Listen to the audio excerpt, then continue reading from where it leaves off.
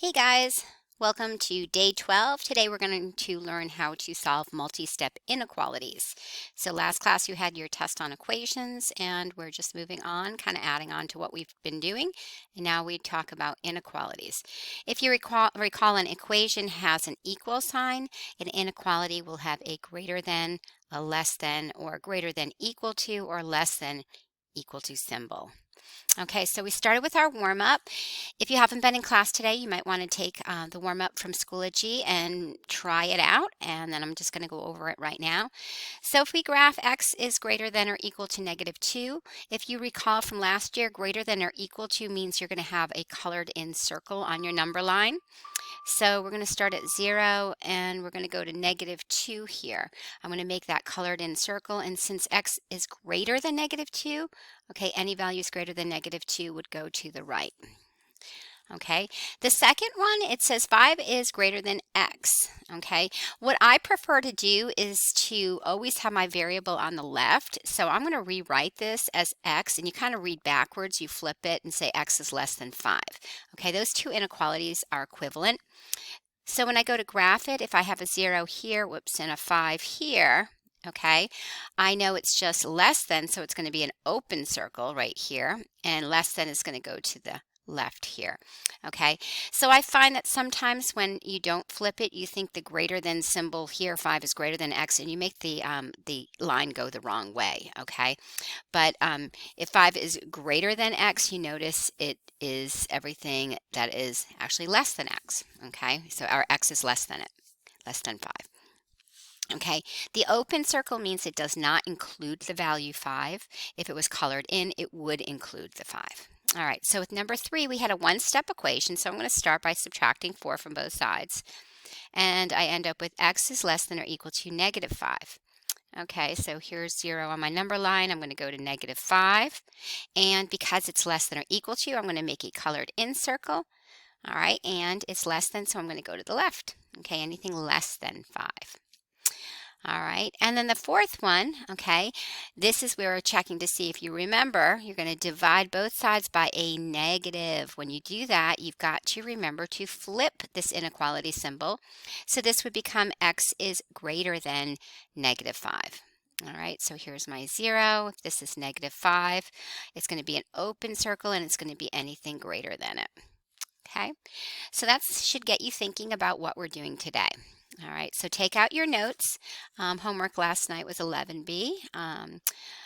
So today we're going to talk about multi-step inequalities. Okay, so let me just shift this over a tad. There we go. Okay, so remember, solving multi-step inequalities is similar to solving equations. So let's write in the word equations.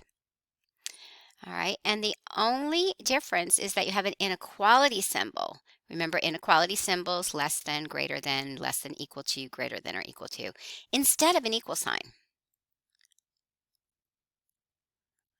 Okay, what's key is you have to remember when you multiply or divide, okay, by a negative number, and this is important on both sides, okay? Just because you're distributing a negative number by chance, you're not going to flip it, okay? But you have to be multiplying or dividing on both sides by a negative number. You flip that inequality symbol, okay? So in other words, if it's less than, it would go to greater than, okay? Use the open dot if the sign is just greater than or less than, and color that closed dot in if it's greater than or equal to, or less than or equal to.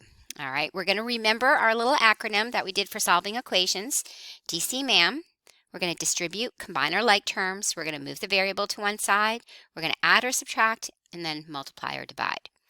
Okay, sometimes we have special cases, just like we did when we solved an equation. So if you solve an inequality and you create a true statement, then the solution is all real numbers. Okay. And remember, with all real numbers, we can use the symbol, okay, it looks like this, okay, all real numbers. And by a true statement, I mean something like maybe 4 is greater than 3. Well, that's a true statement, okay? You don't have any variables when you make this, okay? If you solve an inequality and you create a false statement, okay, your solution is no solution. And remember, we can also write that as the null set. Okay. All right, so let's do some practice problems. All right, so we're going to start off and use DC MAM. So now we have multi-step inequalities. So the first thing I'm going to do with number one is I can't distribute, so I'm going to combine my like terms on the left side. I've got -7 minus 6x is greater than -11 minus 7x. Okay, so now I'm going to move the variable, so I'm going to add 7x to both sides. All right, when I do that, I end up with -7 plus x is greater than -11. All right, so it's working the same way as solving an equation. Now I'm going to add 7 to both sides. And when I do that, I end up with x is greater than -4. Okay, that's my solution. X is greater than -4. I want to graph it, so I'm going to go to the number line, and at -4, I'm going to make an open circle, and I'm going to go to the right. Okay. So you can always do your check step for each one of these. I'll just show you with this one. Okay, so I'm going to use any value that's greater than -4. So I'm going to check with maybe -3. Okay, so x is equal to -3. I'm just going to plug the values in. -1 minus 6 times -3 minus 6, is that greater than -11 minus 7 times -3? And then I'm going to follow my order of operations. Okay. And that should be greater than -11, and that's going to be plus 21. Okay, so I end up with -17 minus 6 is greater than -11 plus 21, which is going to be 10. And I end up with 11, oops, that's positive 17.